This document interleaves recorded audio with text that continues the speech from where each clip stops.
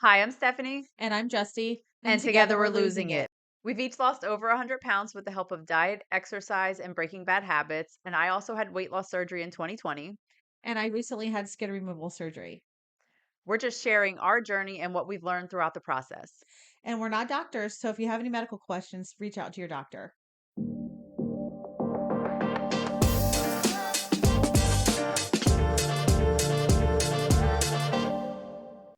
Welcome back, friends. We are here for another episode, and we are going to talk about the holidays and head work and staying true to what Justy and I talked about. Our focus being for the next couple of months is ending the year strong. And if you are watching us on YouTube, you will see that we have two wonderful guests with us today that I'm very excited for. And if you're not, I suggest you hop over to YouTube so you can see all these lovely faces. We have what I'm calling and what is referred to as the dynamic duo here. It's like the 1-2 punch to bring, head work for the holidays and Nutrition Noel, which we will talk about a little bit later. But first, I will welcome back Jeannie because we did have Jeannie, registered dietitian, on back in episode 18. So if you haven't watched episode 18 on Regain with Jeannie, I suggest you go check that one out. But a little bit about her, I'll give you a quick bio I'm going to read. So Jeannie thought that she would become a chef or a park ranger, which I love. Both of them I love. Instead, she talks about food every day and has a tattoo of the mountains. For the past 20 years, she's been a part of the incredible world of bariatrics, connecting with real people all over the globe as they make huge changes in their health and life. She loves what she does, and she loves her patients and clients fiercely. Her goal is not just to help you lose weight, but to help you define your own success through finding balance and joy and eating forever after surgery. You can find her at Barry Success RD on Instagram, and also her website, JeannieBoyer.com, which will all be listed down in the show notes. So that's a little bit about Jeannie. And for those of you who don't know, the other lovely face we have on screen is Miss Lora Grabow. So we are so excited to bring her on. She's been on my list for a long time now. So I knew holiday time was just the perfect time to get her on. So Lora Grabow, she is LMSW, which I actually had to look that up because I'm not good with the letters, but Licensed Master Social Worker. So we want to welcome Lora to the podcast. So I'll read a little bit about her. Lora is a bariatric therapist, coach, and professional speaker with 20 years of experience working with bariatric patients.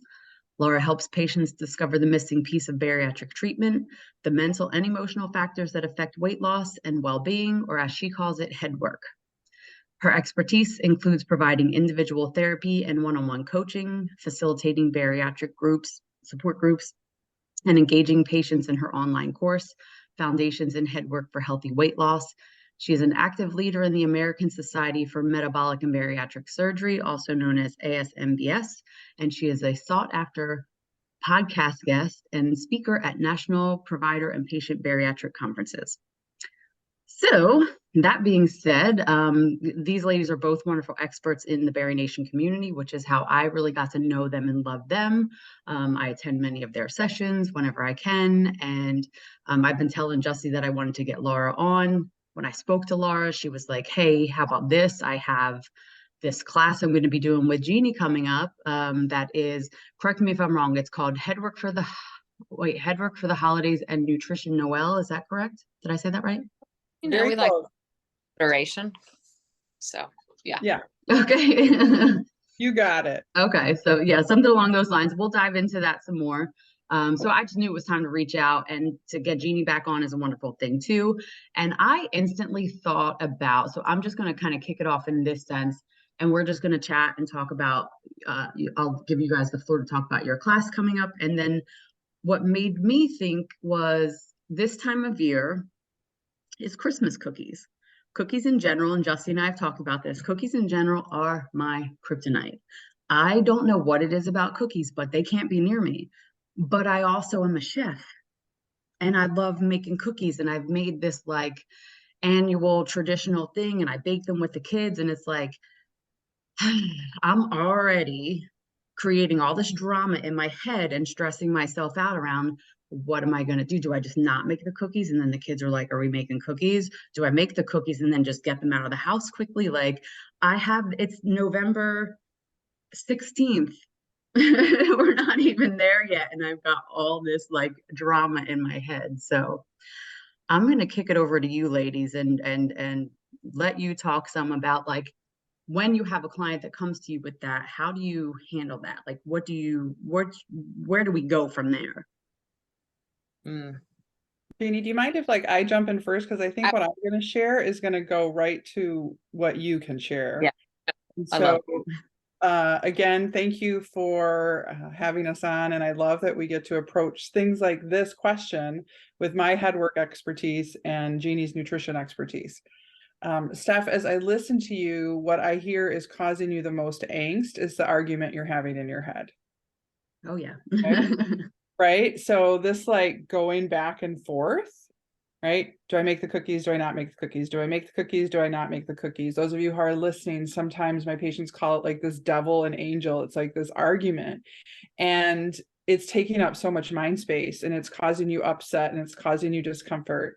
And Jeannie and I are so passionate about wanting you and all of your listeners to feel in control of holidays instead of holidays controlling you. And the headwork tool I can give you is you need to make the decision. It's November 16th and you just need to make the decision, right? And you think, well, Laura, but how do I make the decision? That's why I asked the question. Well, one, I want to assure you, once you make the decision to make the cookies, you'll feel better. Just as making the decision to not make the cookies will make you feel better. There's so much stress in the holidays. Let's take the stress out of the argument you're having in your head. So make the decision. How do you make that decision? Justy, Steph, first of all, I'm going to say you're the expert on you, right? Jeannie and I are here to walk alongside, but you know you, and you know your journeys, and you know what's important. And so you have to decide, can I do this? And if I can, what supports am I going to put in place? And if I can't, what supports am I going to put in place? What do I need to bring in instead? And so I can't answer that for you, but the most important thing I can say is from the headwork position is make the decision. Stop arguing with yourself. Bring that upset level down. For example, there are just things in our lives we just do. Like Nike was brilliant with just do it. You don't wake up every day and make a decision as to whether you're going to brush your teeth or not.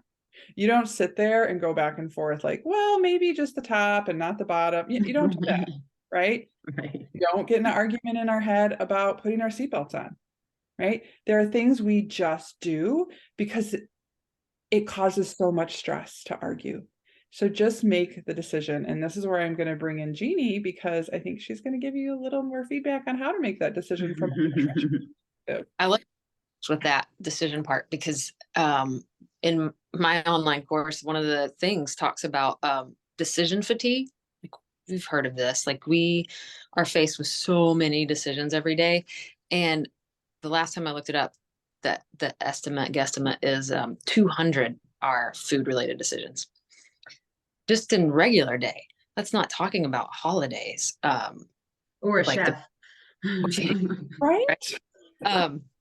For sure. So I think to make the decision, you kind of have to ask yourself, kind of do a pro-con list. Like, okay, if I make them and I do give them away, if I make them and we ship them out, how's that going to feel? Like, do I feel accomplished? Do I feel like I spread the joy? Do I have the good time with my kids? And then you got to think, if I don't make them, do I feel better? Can I think of an alternative for the kids? Maybe you don't make cookies and you make fudge because you don't like fudge, Right. Or something like that. Because I think the thing with the holidays is there's so much pressure as bariatric patients or in the community to like be perfect after you lost weight. Like you cannot do wrong. You can't mess this up. Like there's so much fear and pressure there. That the holidays are a time of joy and enjoyment and connection. And I think when we focus on that, it helps you make a decision easier. Like, okay, where am I going to get joy, connection, and feel festive? If it's making cookies, it's making cookies. You're not going to keep making them. That's true. And I think a really good point. I love that because like in my mind, I was like, well, just make a Christmas ornament every year, something that doesn't align with food. Because there's plenty of Christmas cookies out there. But I like what you both said, because without me really realizing it and knowing it necessarily, I plan my day every day. I don't really count calories, but I plan what I'm eating today and I keep a promise to myself. So in my mind, it's like making that decision means you can now put a plan into place. If you don't make that decision, you can't plan for, hey, I'm doing this, or hey, I'm doing that. Like tomorrow, it's my birthday. I'm having chocolate cake. It's on my plan. You know what I mean? I'm just doing it and I'm not going to feel bad and there's no drama. I'm just doing it. But if it comes to cookies, like if you're doing it, do it, but then make a plan of, okay, I'm going to make these cookies. Here's what I'm not going to do. I'm not going to eat batter off the spoon because I love doing that, right? But I'm going to enjoy 2 cookies. And then after that, I'm going to have 1 a day. And that is it. That is what it is. And take the drama out of it. Or I'm not making cookies and we're going to make new tradition of Christmas ornaments every year. You know what I mean? Like for me, that decision is so important because then you can plan.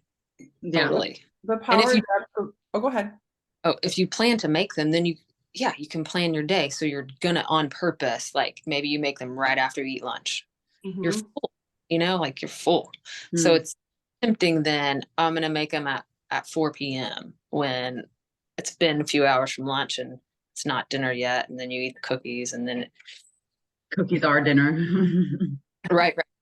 Yeah, it definitely make a decision and make a plan.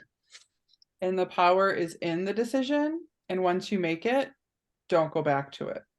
So sometimes I will teach patients the skill of just make the decision and stop the arguing in your head. And they'll say, I kept arguing though. It didn't work. It didn't bring my upset level down. And I said, oh, did you hear what you just said? You kept arguing, right? I made the decision. Okay, I'm going to have 1 a day. Okay, I'm going to do it this time. Or, oh, I'm going to make them and give them away.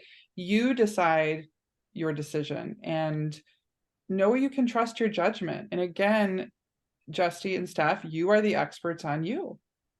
And the holidays aren't going to destroy your whole year, your whole 2023 or your 2024. As a bariatric therapist, you may have some listeners I know out there who truly struggle with sugar addiction, right? Or struggle with binge eating disorder. I'm just going to say again, you, if you're someone who is abstaining from sugar and white flour, like some of the patients I work with, you're not going to make sugar cookies. It's a no choice. Okay. You're not going to make Christmas cookies. Please know that we're not experts on here saying, go off your recovery plan. That's not everybody, but I felt like as a therapist, I should say that. And if you're someone who struggles with binge eating disorder, if you feel the cookies are going to start some loss of control eating and binge eating, that has to go into making your decision and plan and you knowing you and what's best for you in your journey.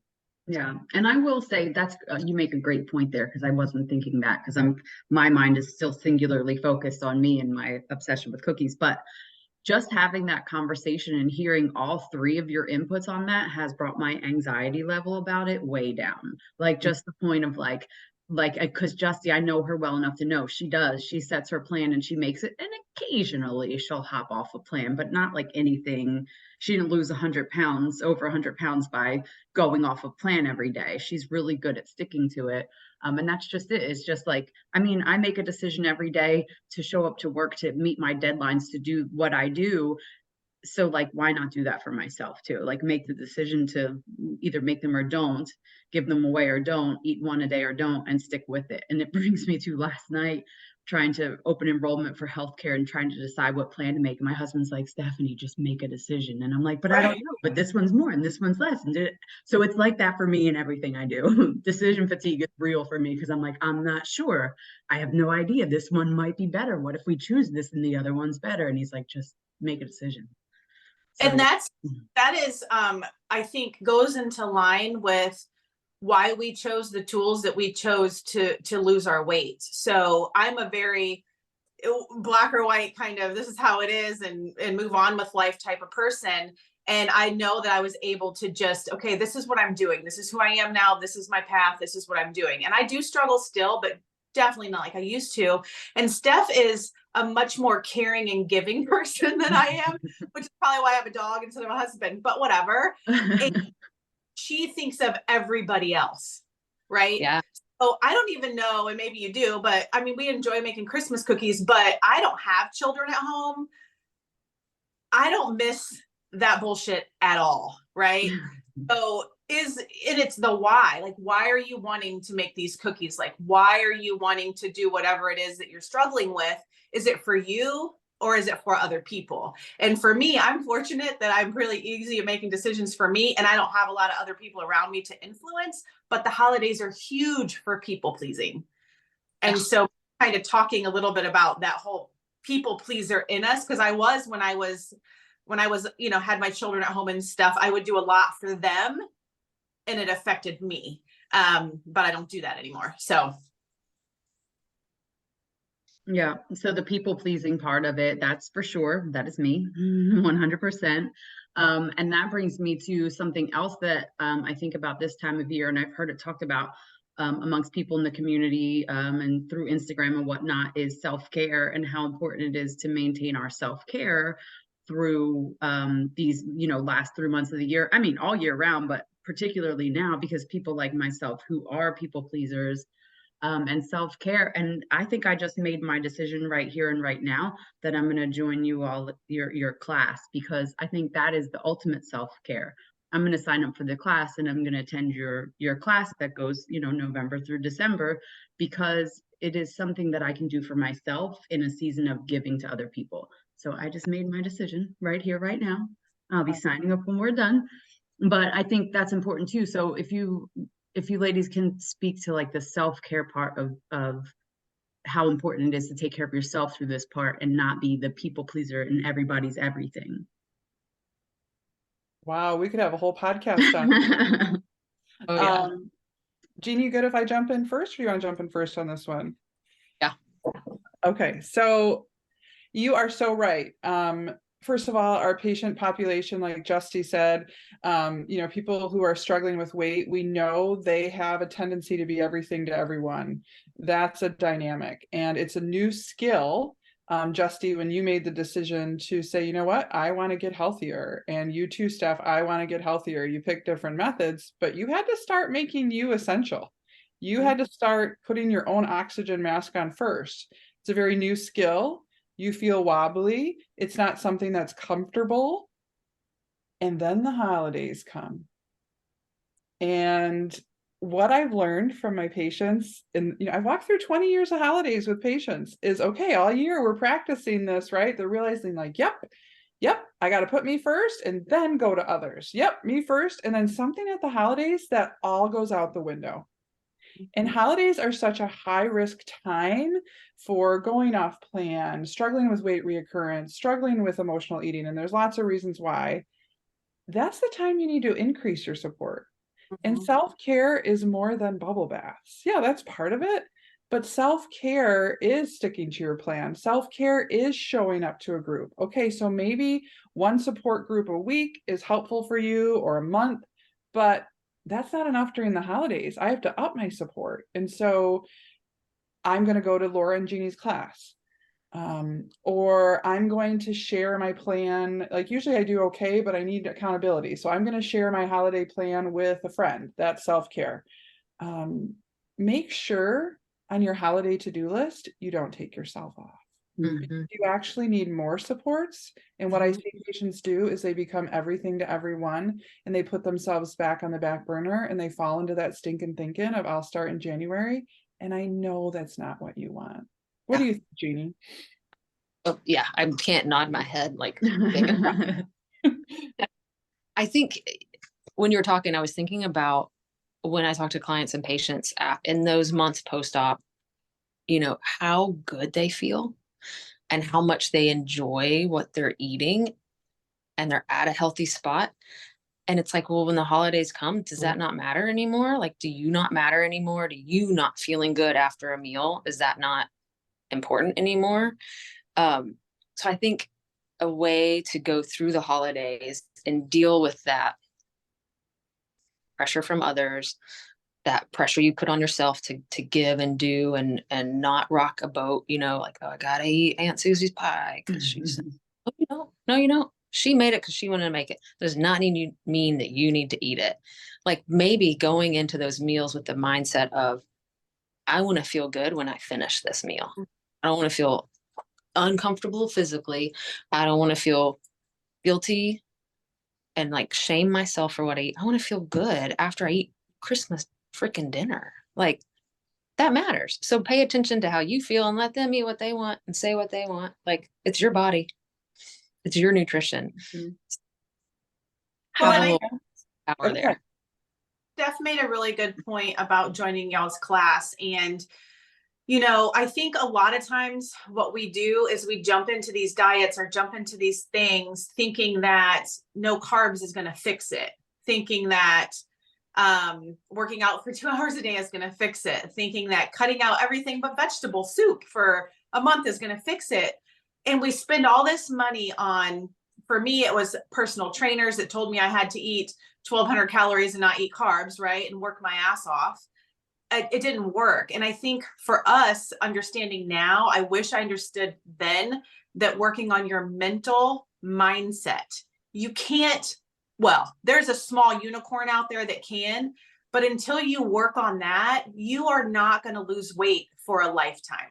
Whether you've had surgery or not, you cannot fix, if you are morbidly obese, you are there because you have some shit going on in your head.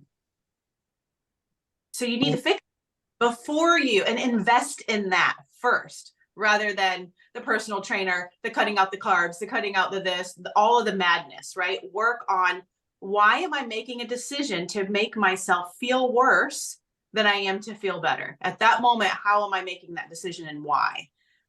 So that, I think that's really, I wish there was something like that back when I first started. Dusty, I'm so glad you bring it up because you just described my passion. So I've worked in obesity medicine now for 20 years, medical and surgical weight loss. And my tagline, if you will, is Headwork, the missing piece. I still have to use the word missing. It's been 20 years. People trying to develop a healthier relationship with food, get healthier, lose weight, treat their obesity. They're given so many tools on movement. So many tools on nutrition. But did you get any tools to say no to Aunt Susie's pie? Did you get any tools to address your stinking thinking? Did you get any tools to work on boundary setting and emotional eating? Because that's a huge part of it. And how are you going to have success if nobody gave you that tool? How do you know what you don't know?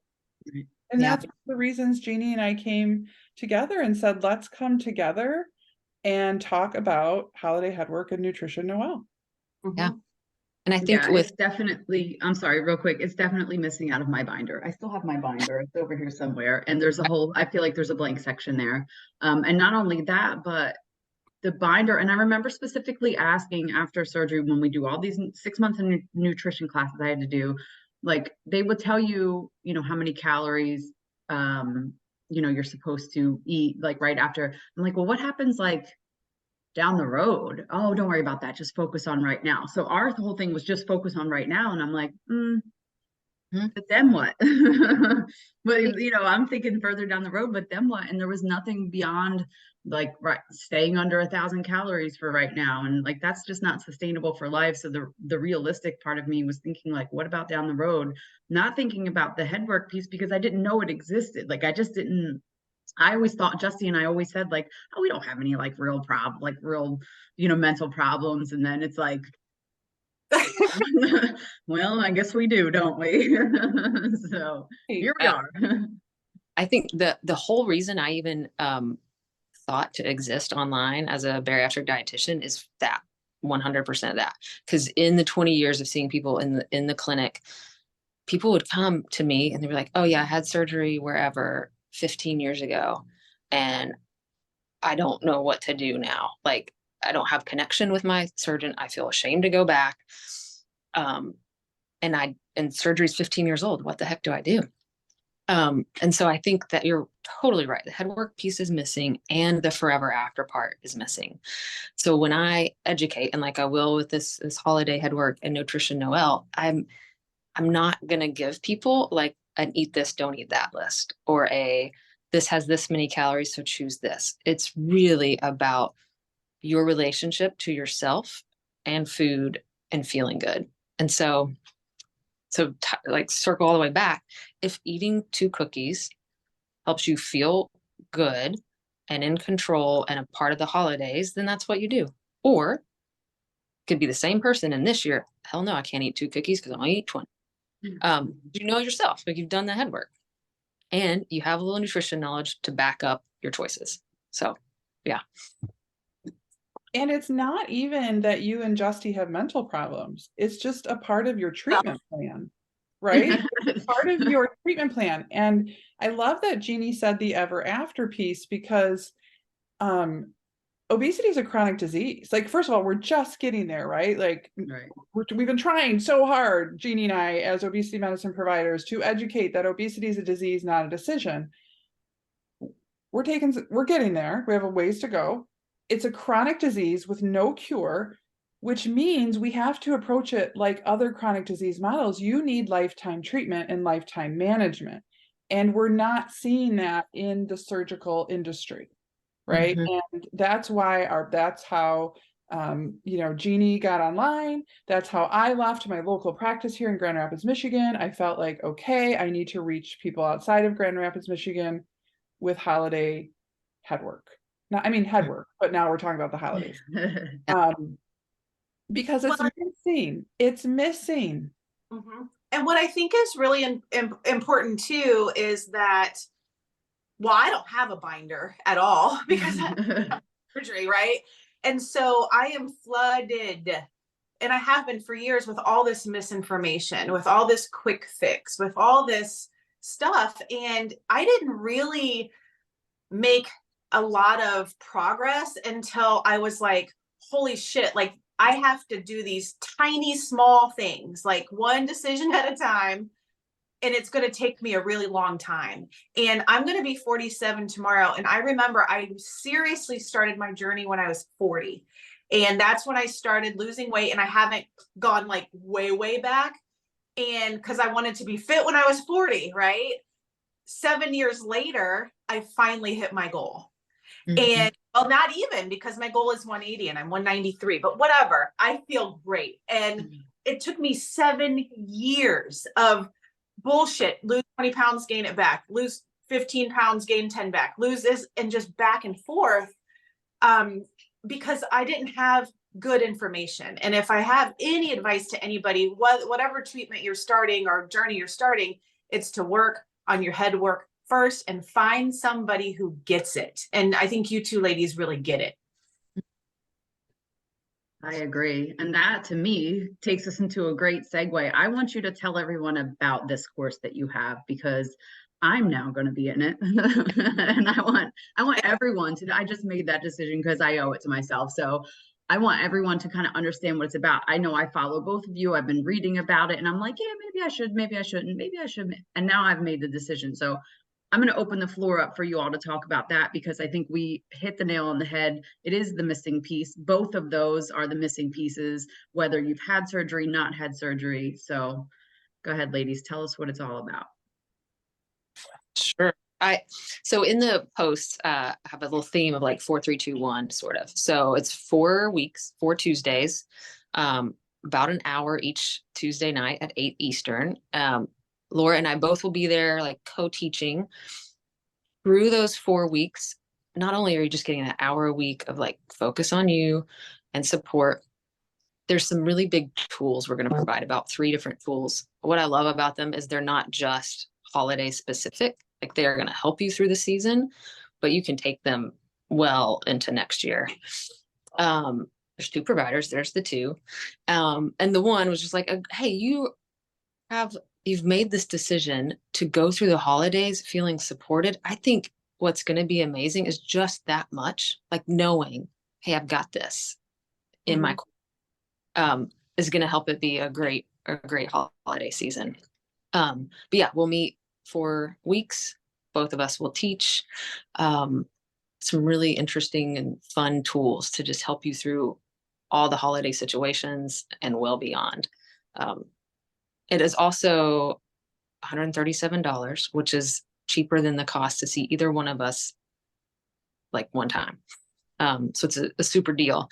And I'll let Laura talk some more too. Yeah, Jeannie really summed it up.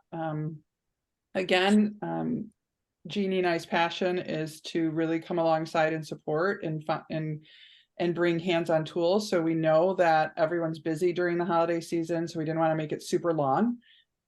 4 Tuesdays. We know December is that high risk month. Usually our patients feel pretty confident about Thanksgiving, but December is when the anxiety goes up. So we wanted to walk with you through December. And we wanted to keep it economical because we know this economy, like Jeannie said, we wanted to make it really affordable. And we also want you to have space to practice what we say. Showing up for yourself each Tuesday during the holiday season is putting yourself first before serving others. And we also know that it's really busy. So we're going to use best use of that time and give you content and give you tools that we're not teaching anywhere else that you get in that time, and then you can start using that evening. That's what we're most excited about. Jeannie and I's style is not to just be really heady and lecture and academic. Yes, there's a place for that. But when it comes to supporting our patients, I want you to be different when you leave our class. And that's what we're doing in Holiday Headwork and Nutrition Noel. Yep. And is this something that is specifically to bariatric surgery patients, or is it somebody that is on either contemplating maybe surgery or on a more natural health journey would benefit from? Go ahead, Jeannie. I think anybody in the bariatric realm, in the obesity weight loss realm, would benefit. These aren't tools that are so specific to just bariatric surgery. While some of the conversation will be, I think it's applicable outside of that. Yeah, 100% agree. That's what I love about being a bariatric therapist is people that I walk alongside and support, they get to pick their tool on how they get healthier. And we see this in this podcast. I love that you both pick different tools, but my job's the same. Everyone has to figure out why they eat. And so I get to journey alongside bariatric patients and non-bariatric patients. So absolutely, we would love to help everybody with Holiday Headwork and Nutrition Noel, so we don't start seeing them in March super discouraged, struggling with either a weight gain or weight reoccurrence. Yep. Yeah, and I'll tell you, I'm sorry. So Justy and I, we are so similar and so different at the same time. So we both turned 47 like 3 weeks apart. And, we both worked in the same restaurant for the longest time and just kind of came up the same way, both kind of highest weight around the same place, but we chose very different paths to losing our weight. However, what we discovered was when I lived there in Charlotte near Justin, we would meal prep together. We ate the same food. That didn't change. Just because I had my stomach cut didn't change the food slightly, changed the food that I ate. But for the most part, us on our health journey together, we eat the same food. We eat the same amount of calories. We just eat it differently. I have to eat my food multiple times a day, where Justy can have like a breakfast, lunch, and dinner and have all of her calories in that. I have to space mine out differently. That's the only difference. I can chug water after I eat. Exactly. It's still the same. It's still the same head work. We still eat the same food. We still eat, for the most part, around the same calories. It's just a different path. So I think, and we try to preach this as much as we can, it's literally the same for all of us, except for I can't drink and eat at the same time. Little nuances there, but honestly, it's the same. Yeah. And I also say, for me, I had the last 7 years since I really started this mindset kind of journey to slowly figure it out. And so Steph had a different experience where she had surgery. So a lot of those cravings and stuff went away, but then they came back with a vengeance, right? And so she still had to figure it out. We're still figuring it out, but I had a long time to kind of figure this out. And then she had a rest to where it wasn't it'll punch you in the face, but then it comes back. So whatever path you choose, starting with your mindset and the head work first is absolutely what you should be doing, because it's going to happen at some point. You cannot white knuckle through it And bariatric surgery is not a fix. It is a tool to help you take a second to be able to get that mindset right, if that makes sense. Yeah. 100%. Yeah. Yeah, totally. Yeah. All right, love- ladies. Well, if we don't have anything else to add, we're going to do something fun here real quick because Laura, I love what you've been doing with your snap and share and your gratitude. So I'm going to snap and share our screen right now so I can share it and kind of tease because this podcast is going to be a few days before anyone sees it. So I'm going to snap and share and tease. So I'm going to do that and then I'll leave it open for any closing remarks, but I'm gonna let you ladies get yourself together and people that are watching the podcast and listening get to hear us snap and share. And you'll have to check out Laura to see what I'm talking about. So here we go, ladies. Ready? Here we go. Snap and share. Hey. Yeah. So we're gonna post that. We'll tease the podcast a little bit because it's coming up. But if there's anything else that you ladies want to add, anything that you feel like that we missed or that you want to touch on before we part ways today? Can I just give you a little taste of a headwork tool? Do we have time for that before Yes, we got time, yeah. Can we talk a little bit about Aunt Susie's pie? Oh, yeah. All right. So food pushers and Aunt Susie's pie, and this can help you Thanksgiving and through December. Steph and Justy, I want to ask you, on a scale of 1 to 10, how upset is Aunt Susie going to be that you say no to her pie? Is she going to be super upset, carry it for days, so mad at you? You're like, you may not know my Aunt Susie. Or is she like a 1? Like, where's she on a scale of 1 to 10? How upset is Aunt Susie going to be if you say no to her pie? My Aunt Susie would be a 2, and I actually had an Aunt Susie, so that's great. Okay, so your Aunt Susie would be a 2. How about you, Steph? I'm going to say like maybe a 4. Okay. I don't have an Aunt Susie, but I have, family members that might be upset that we don't taste their pie. Okay. All right. So next question, Justy and Steph, how long does Aunt Susie stay at an upset level of 2 or an upset level of 4? I'm gonna say like 15 minutes. I think she's gonna forget about it eventually by the time the pie is done being eaten. Right. And what did you say, Justy? How long does your Aunt Susie stay at a 2? I said a lot less than I think she actually does. So probably 2 seconds, and then she's 2 on. seconds? Like maybe until your sister eats it, right? Or someone else at the table, like she's moving on. All right, well, let's go back to how we started our podcast today. And we were talking about making that decision, that you really thought through what you wanted to eat at the Thanksgiving table or the Christmas table and what you didn't. And you know what? Aunt Susie's pie, not worth it. Mm-hmm. But you get there and some of that people pleasing comes up. Because it never goes away. It's there saying, oh, you can't disappoint Aunt Susie. So I want to ask you, Steph and Justy, how upset are you going to be on a scale of 1 to 10 if you don't stick to your plan and you eat Aunt Susie's pie? How upset are you going to be with yourself? Like a 15, and I'll be mad for yeah. It's a 15, and how long? Mad for days. For days. And Steph?